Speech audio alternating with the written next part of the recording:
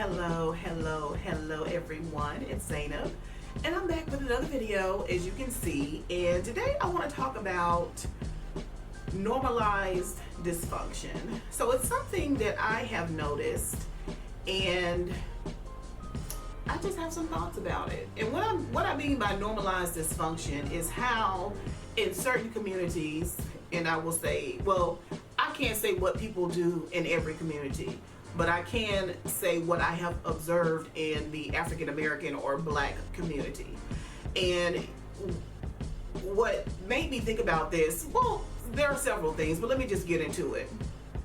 So, oftentimes you see comedians or other people or memes that talk about, oh, you're not Black unless you basically have lived in extreme poverty. Oh, you're not this unless you have gone without food, have not had anything to eat, or did not have anything to eat on a regular basis, and just this almost a celebration of struggle. And so now, I don't know if I've shared this, but I am currently a social work student. I am working on my social work degree, and then eventually I'll move into my master's degree so that I can obtain my licensure.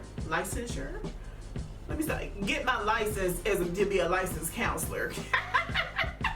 Because y'all know I be getting tongue-tied. So anyway, in one of my classes, even though before, I had taken these classes, but I just remember it made me think about it more. In one of the classes that I had taken, we were talking about adverse childhood experiences, or ACEs. But prior to that, I still felt like, there are communities that normalize things that are actually dysfunctional. And to me, that can be dangerous, because when you normalize something as dysfunctional, that is actually dysfunctional, it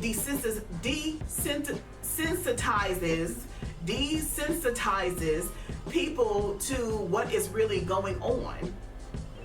And a perfect example of that is R. Kelly.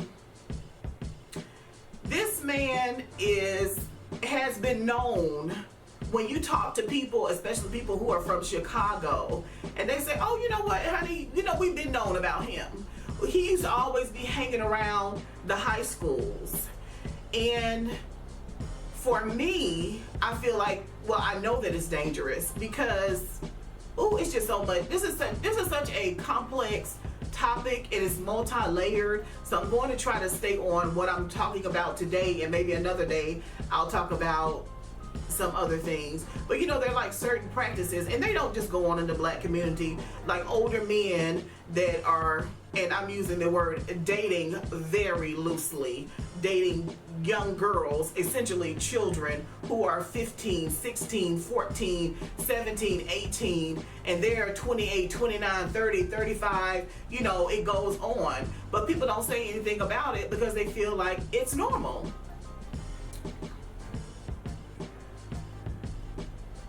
And I can remember watching a clip of Black China on her show, which I didn't know she had no show, but in the clip she was sitting with a therapist, and the therapist was asking her about, her life. And so she told him about she was dating this guy. I think, well, he was like 26 or 27, and she might have been like 15 or 16. And so the therapist, he was not trying to shame her. He was not trying to, belittle her or anything. I think he was trying to bring awareness to her that relationship, it was not right. And so he was explaining to her that, essentially she was a victim.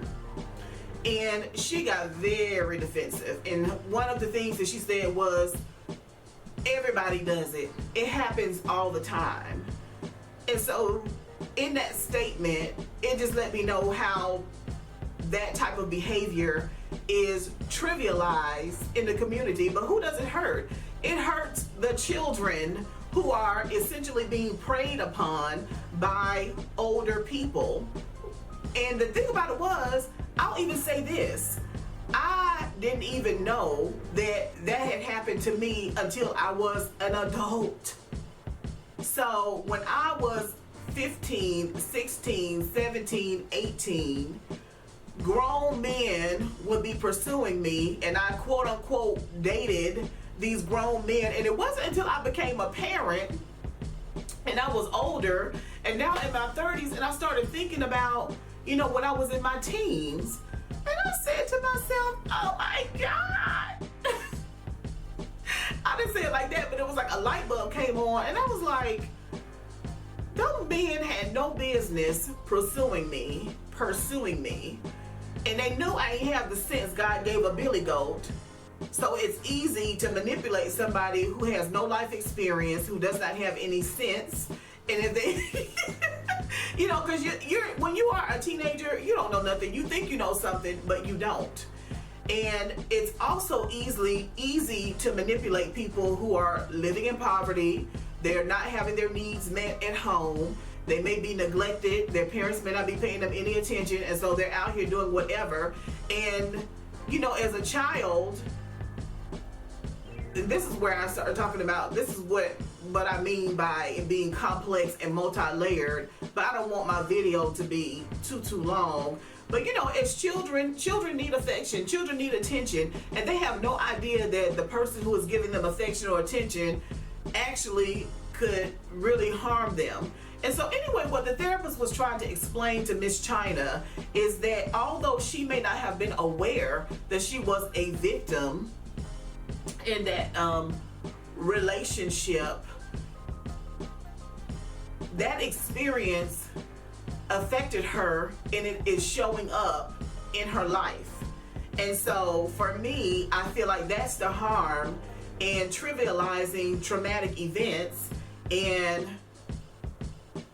dysfunctional, whatever it is, relationships or practices or whatever the case may be, because although you may not have been aware that you were living in a dysfunctional environment or experiencing some dysfunctional or traumatic events, it can still show up in your life as an adult later on. And then you may wonder, why do I do this and why do I do that? And it's because you've experienced these things. So I want to talk about, just mention a few, and you can do your research, of the adverse childhood experiences, because some things that I feel like people trivialize is food insecurity. That's not having enough food to eat. That is traumatic. When you're moving from place to place and you do not have a stable home, that is traumatic. When you're living with someone that has some type of addiction, or they may have alcohol addiction, and people joke, oh, so needs to be drunk all the time, and this and this and this and that, and you don't even realize that there are things that are showing up in your life and keeping you from your best life that happened to you as a child, and you just were not aware of it. And I mean, how could you be aware of it as a child? Let me go back because I was looking at something. Okay, so this is just a quick overview of ACEs. And so adverse childhood experiences are stressful events occurring in childhood, including domestic violence, parental abandonment through separation or divorce, a parent with a mental health condition, being a victim of abuse, physical, sexual, or emotional,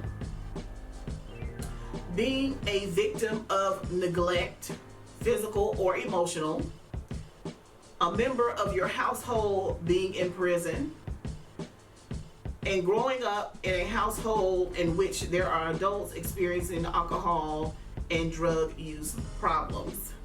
And so here in this study, I'm getting this off of the healthscotland.scot website. It says an ACE survey with adults in Wales found that compared to people with no ACEs, those with 4 or more ACEs were more likely to have been in prison, develop heart disease, frequently visit their general practitioner, develop type 2 diabetes, have committed violence in the last 12 months, have health harming behaviors, high risk drinking, smoking, drug use, etc. So, these things that people experience in childhood, they present in adulthood. And so I just want to bring awareness, and I want people to stop trivializing things that we need to be addressing. And so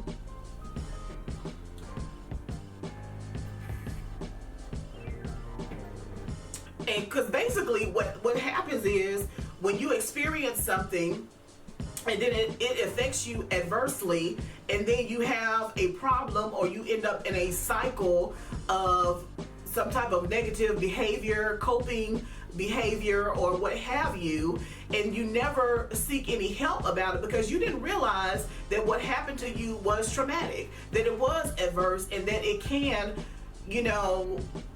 show up negatively in your life. And so for me, I would like people to talk about things as they are. What you know what I'm saying? She said to call a thing, and stop calling things that need to be addressed something else and making light of it and making jokes of it and making it like it's no big deal. When if you call a thing and talk about it the way that it needs to be talked about, then a person can have awareness and say, you know what? That happened to me. I didn't really think anything about it, but now that I have this information, I'm going to, whatever it is, get a book, seek assistance, whatever, to help me so that I can get out of a cycle and move forward in life. And so, honey, that's all I got to say about that, because I can go on and on and on and on. If you can't tell, that's something that I'm passionate about. But, I would encourage you that if you have experienced any of these type things when you were a child, some of the things that I mentioned, or just simply do your own research on adverse childhood experiences or childhood trauma, or how trauma can present in our lives. Because a lot of times we experience things and we don't think that it's traumatic, and it is, and it's showing up in our lives, and we're wondering why we may be stuck and feeling stuck and feeling like, well, I don't understand why I'm stuck. I don't understand why I keep doing something. And in order to get to why something is showing up on the outside, I like to say, liken it to a tree, that we see the leaves and we see the trunk and the limbs, but then what is killing us is in the root. And until we get to the root of the issue, a lot of times we can't get past something, and we can't move into that place of complete wholeness. So anyway, that is all for this video. Until next time, take care of yourself. Toodles.